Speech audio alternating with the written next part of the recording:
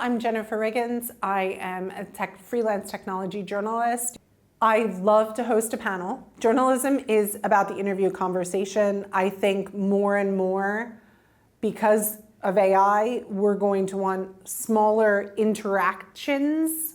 So yes, I just came from KubeCon 2026 in Amsterdam, over 13,000 people. That was great, but it was great because of these little breakout sessions, or I hosted a panel.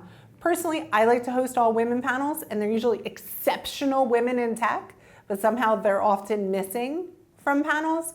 But or roundtables, different conversations that engage different people's ideas together, I think are much more the future than anything generated with a conversation with AI, because I think people are craving in-person and real experiences, even at a very small level, not the scale of a KubeCon, only happens twice a year, where people are having conversations on the record or off the record. I host a lot of Chatham House rules, roundtables, and conversations because people also don't always want to be on, but that journalistic conversation skill, getting people talking, is still extremely valuable.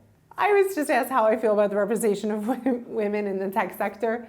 I had a great experience at KubeCon, but first of all, I had the Schadenfreude where we get to watch the men queue for the toilet for the first time in their lives.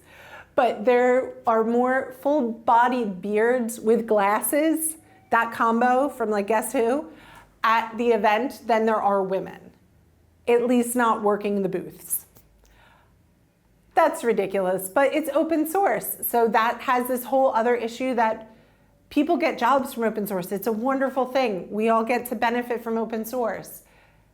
And yet most people enter the open source world by doing voluntary work, which women do 4 times the amount of for free anyway. So we're a bit busy. Pay us to do work. But I am afraid when these layoffs are happening, it's very clear what's happening. Women are being laid off more. They may say it as laying off marketing because they're going to use AI to automate. AI for layoffs in general is just this unnecessary excuse that people are using.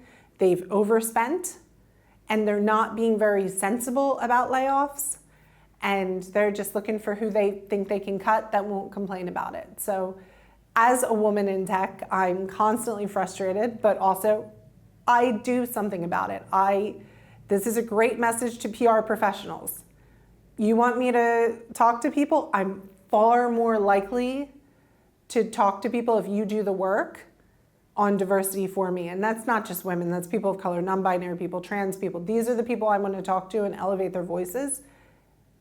They also happen to be wildly competent, experienced technologists. And those are who I want to lift up with their stories, because their stories aren't heard as much. So make it easier for me.